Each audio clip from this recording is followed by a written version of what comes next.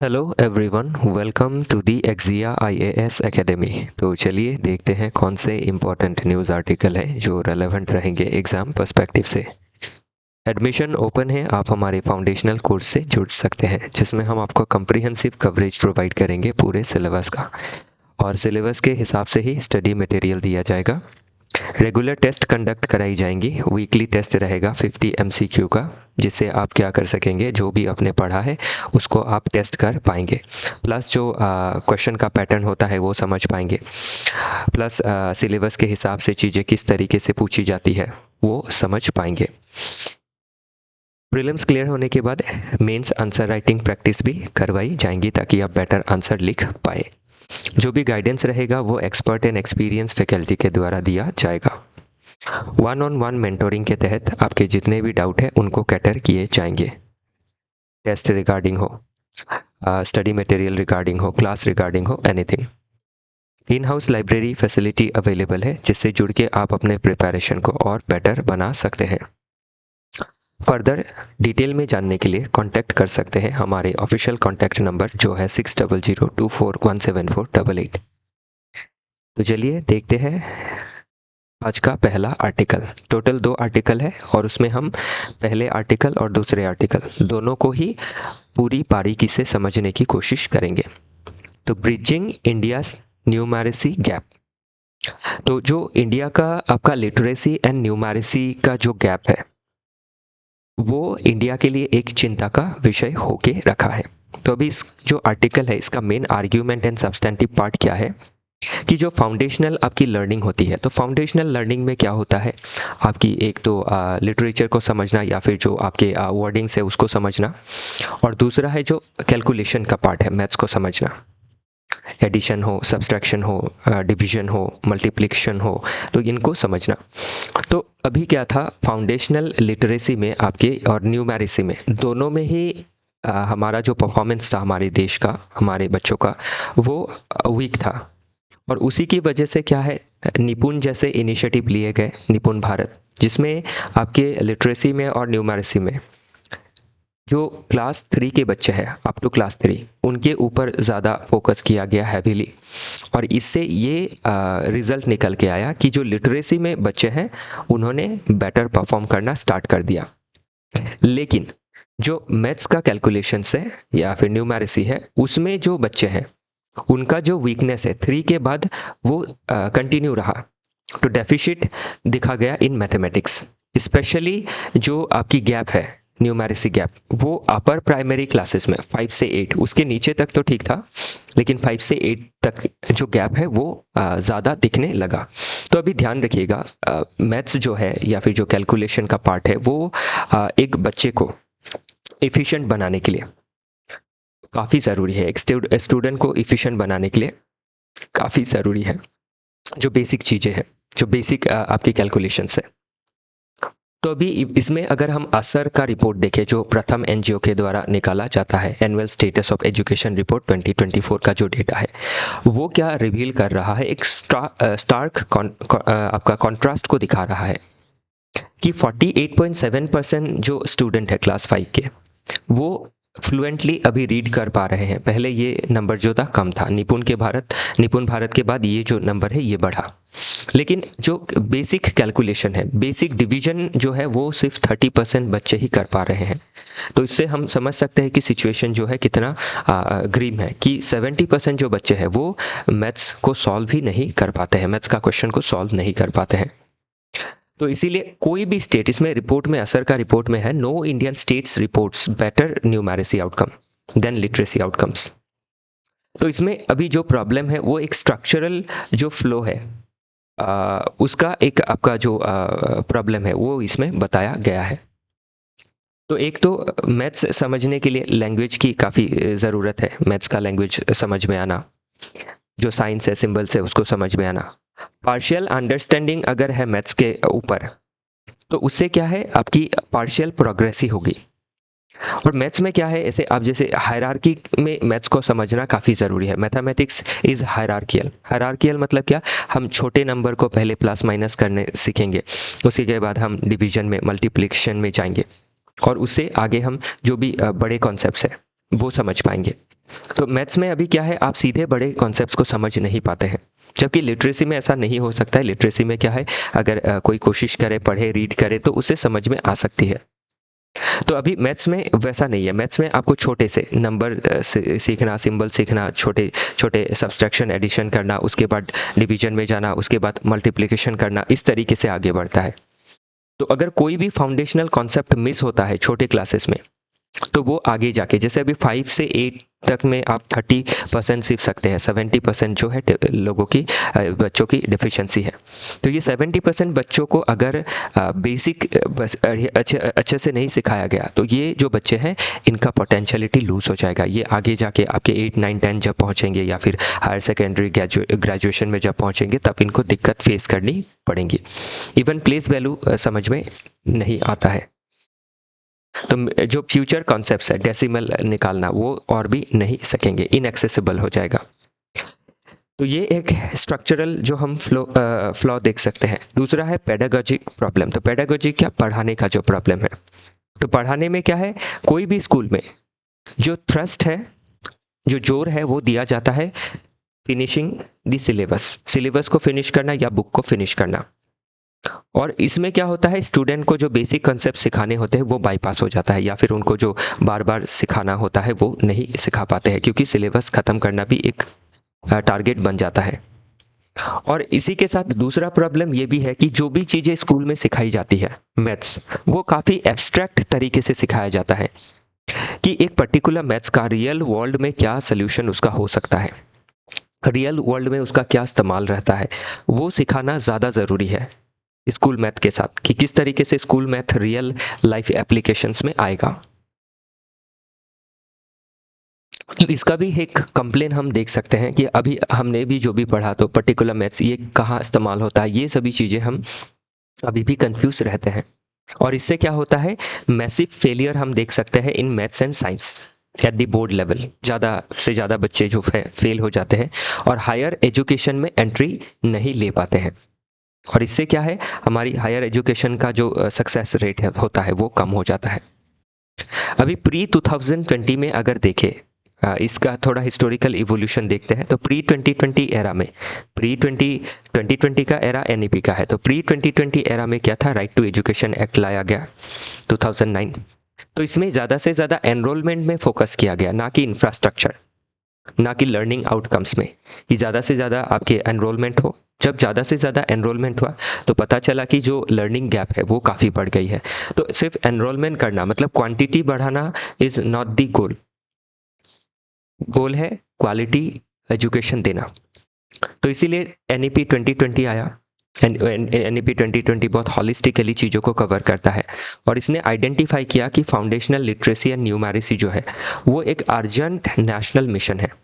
और इसी के लिए निपुण भारत मिशन लाया गया 2021 में, निपुण भारत मिशन, ताकि हर बच्चे का FLN जो है, फाउंडेशनल लिटरेसी एंड न्यूमेरिसी को ठीक किया जा सके ग्रेड 3 का बाय 2026-27। तो ग्रेड 3 का बहुत हद तक लिटरेसी जो है ठीक हुआ है, न्यूमेरिसी अभी भी खराब है, और इसकी वजह से ये फर्दर क्लासेस में ये प्रॉब्लम कर रही है।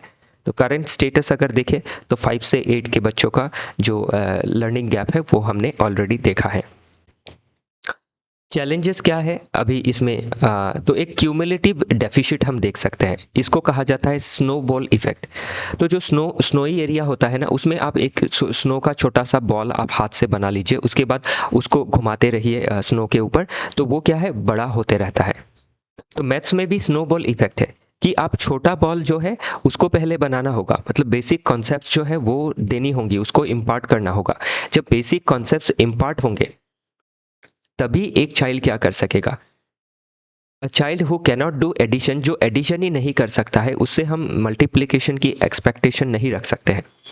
तो इसीलिए एडिशन पहले सिखाना होगा, सब्सट्रैक्शंस पहले सिखाने होंगे, छोटे छोटे नंबर पहले सिखाने होंगे, उसके बाद ही वो बड़े कैलकुलेशंस कर पाएंगे।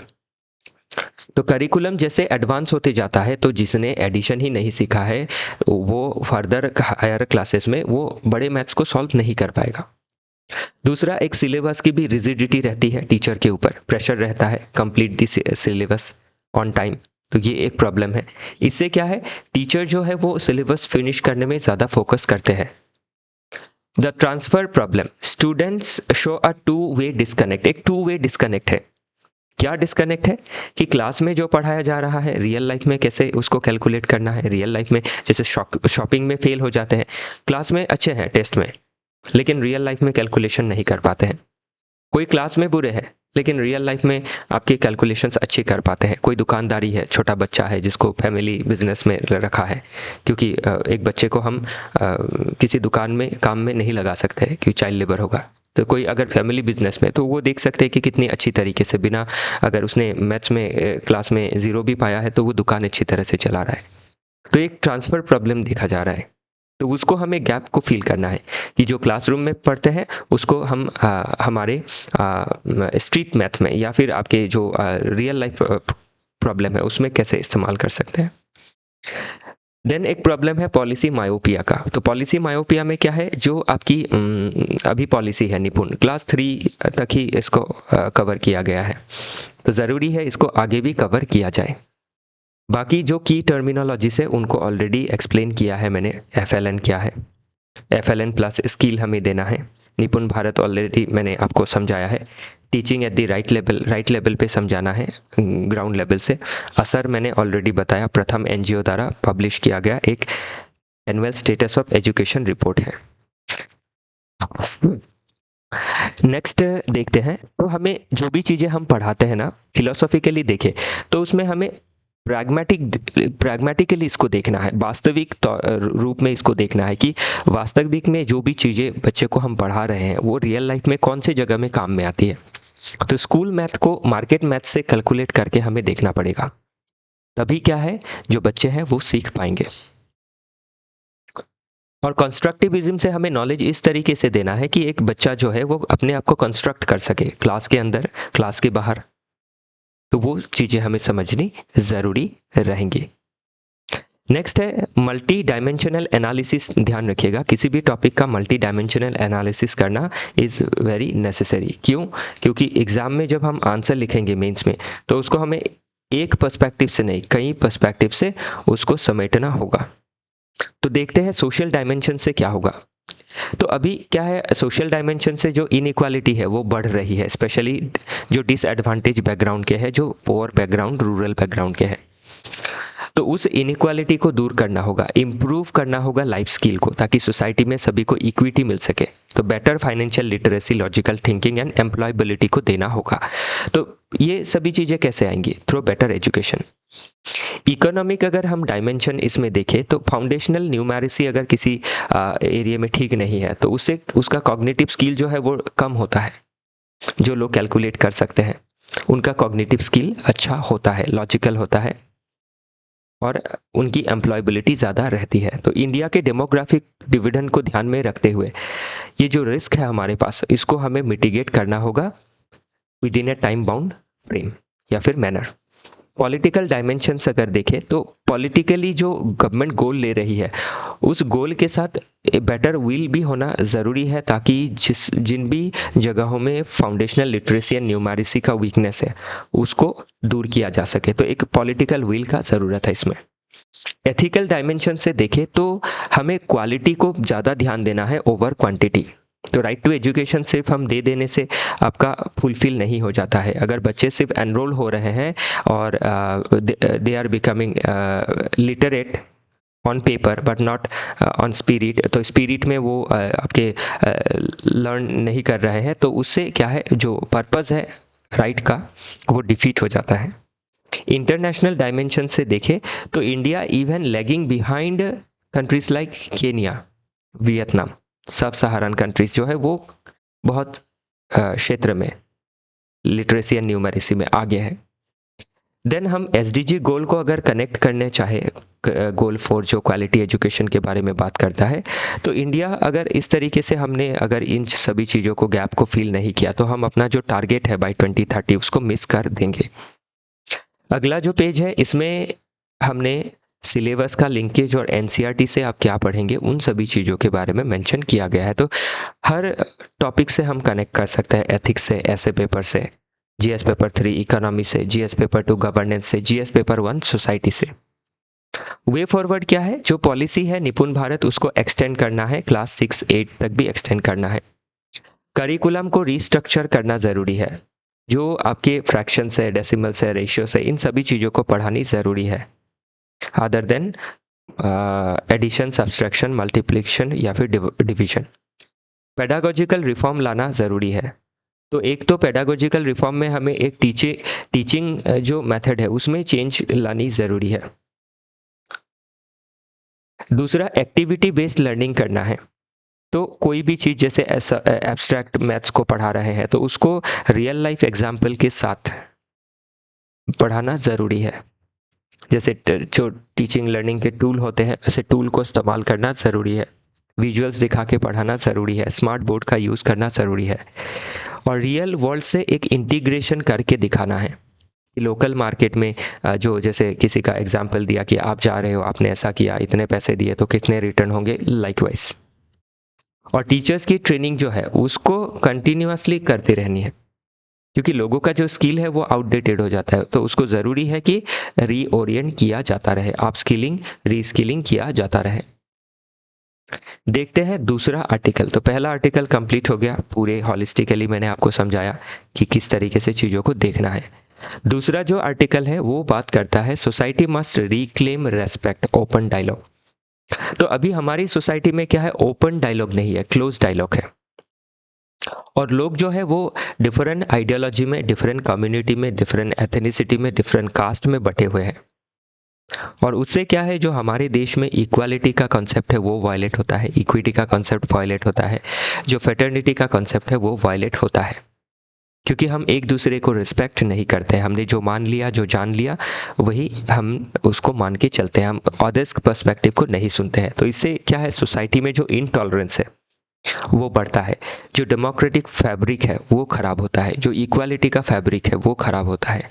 तो इन सभी चीज़ों को हमें अभी देखना ज़रूरी है। तो अभी हम इन सभी चीज़ों को देखेंगे, तो ये क्या है, डिफरेंट शॉर्ट ऑफ क्वेश्चंस में आंसर करने के लिए आपको मदद करेगा। तो चलिए देखते हैं। तो इस जो पर्टिकुलर आर्टिकल है इसका मेन आर्ग्यूमेंट और सब्सटेंटिव पार्ट है क्या। तो आज के समय पे जो हम पोलराइजेशन देख सकते हैं और जो बाइनरी थिंकिंग है, जो बाइनरी थिंकिंग है कि आपका ये बाइनरी थिंकिंग ये बता रहा है कि आप किसी एक पर्टिकुलर या फिर लेफ़्ट आइडियोलॉजी या फिर राइट को फॉलो करते हैं, या फिर एक पर्टिकुलर कम्युनिटी का आइडियोलॉजी फॉलो करते हैं, या फिर दूसरे को हेट करते हैं, और इससे क्या होता है, सोसाइटी जो है वो काफ़ी पोलराइज होती है, दो गुट में बढ़ जाते हैं, और ये क्या करता है, जो डेमोक्रेसी है, जो ये मैंने ऑलरेडी बताया, उसको इरोड करता है, सोसाइटी का जो एक हार्मोनियस फैब्रिक होता है उसको ब्रेक करता है।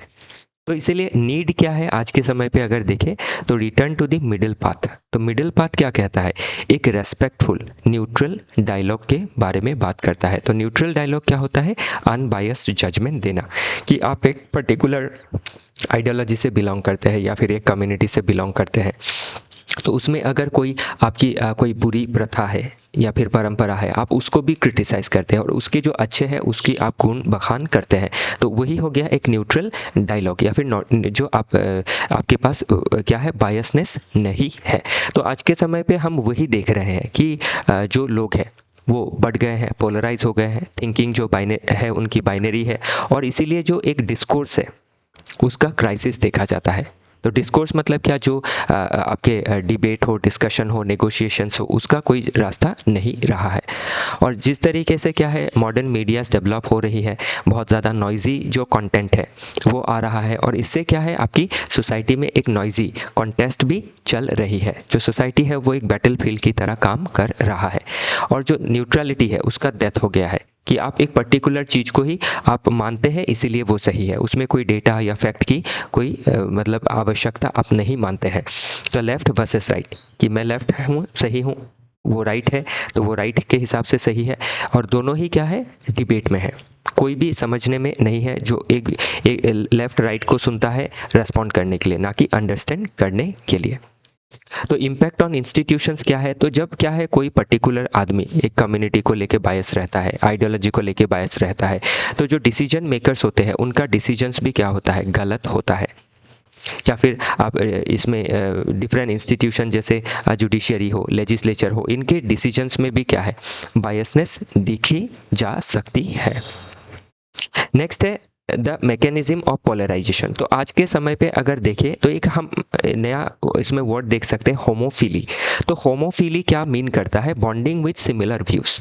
तो बिकॉज ऑफ डिजिटल प्लेटफॉर्म, अभी कोई भी डिजिटल प्लेटफॉर्म है, इंस्टाग्राम है या फिर आपका फेसबुक है या फिर यूट्यूब है, उसमें आप जिस तरीके के कंटेंट देखेंगे, आप अगर लेफ्ट लीनिंग है आपका लेफ्ट कंटेंट देखते हैं, राइट लीनिंग है राइट कंटेंट देखते हैं, एक पर्टिकुलर कम्युनिटी को आप बार बार देखते हैं कि वो आपका गलत है, ऐसा है वैसा है, तो आपको वही कंटेंट आपका आता रहेगा। और उसी तरीके से क्या है, आपके अंदर है होमोजोफिली है वो डेवलप होगा, दूसरे के लिए हेट, अपने जो ग्रुप है उसके लिए बॉन्डिंग डेवलप होंगी।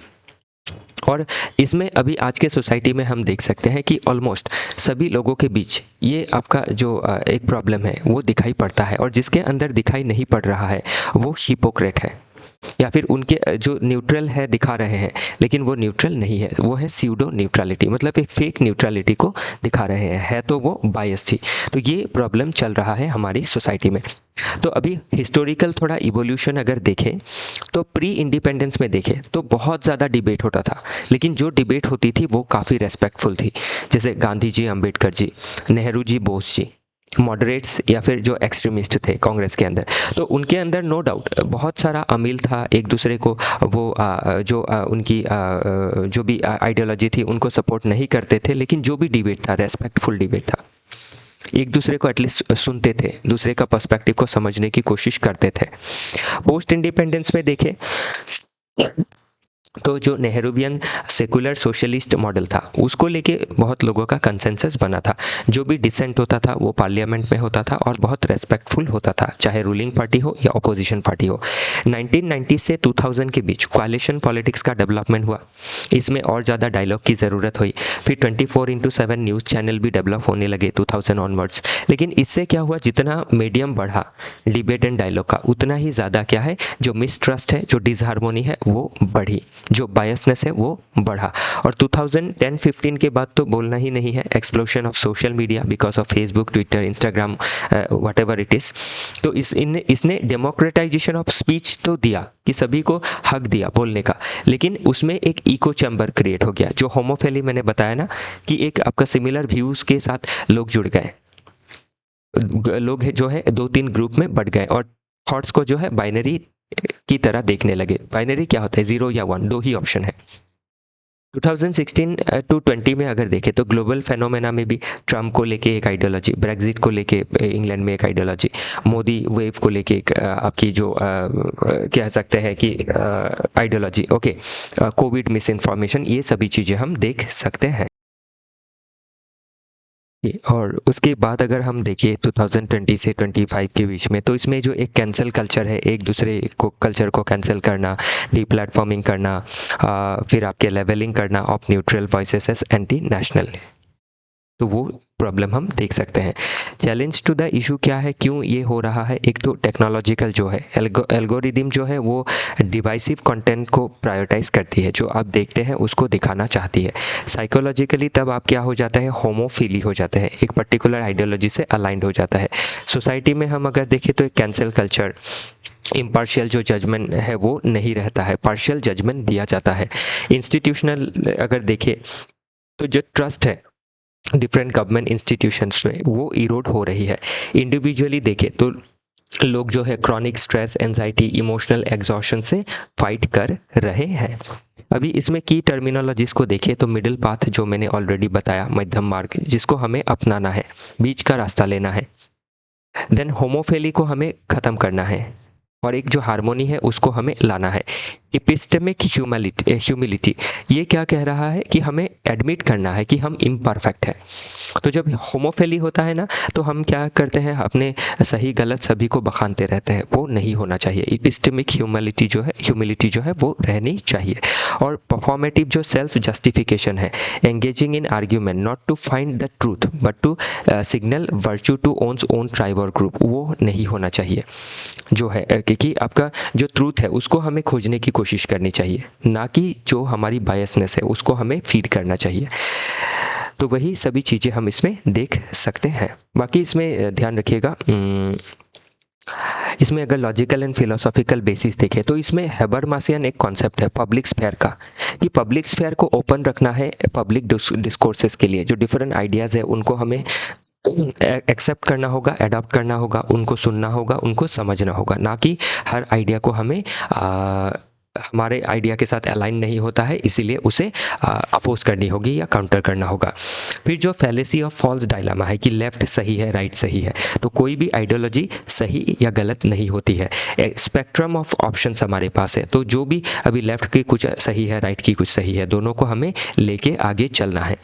नेक्स्ट हम डायमेंशंस अगर देखें सोसाइटी के पर्सपेक्टिव से, तो अभी जो हम आइडियोलॉजिकली अलाइंड हो रहे हैं उसी के बीच में क्या है, राइजिंग हेट क्राइम्स, इस तरीके के क्राइम बढ़ रही है, ऑनलाइन ट्रोलिंग हो रहा है, कम्युनिटी सेग्रीगेशंस को हम देख सकते हैं, डिक्लाइन देख सकते हैं इंटर ग्रुप या फिर इंटरफेथ मैरिजेस में जो लोग फ्रेंडशिप कर रहे हैं आइडियोलॉजिकल लाइन पे कर रहे हैं, ना कि अच्छे इंसान के बेसिस पे कर रहे हैं। पॉलिटिकली देखें तो पार्लियामेंट जो है वो पैरालाइसिस पड़ा हुआ है, जिसमें कोई किसी का सुनना नहीं चाह रहा है। कोalition में भी एक इंस्टेबिलिटी है और एक मेजोरिटेरियनिज्म वर्सेस माइनॉरिटी का एलियनेशन है जो सोसाइटी का हार्मोनी को ब्रेक कर रहा है। फिर लीगली अगर देखें तो आपके पर्टिकुलर आइडियोलॉजी को अगर फॉलो नहीं किया जाता है तो उसके ऊपर सेडिशन लगाना, यूएपीए का चार्जेस लगाना जो है वो हमें दिखाई पड़ता है।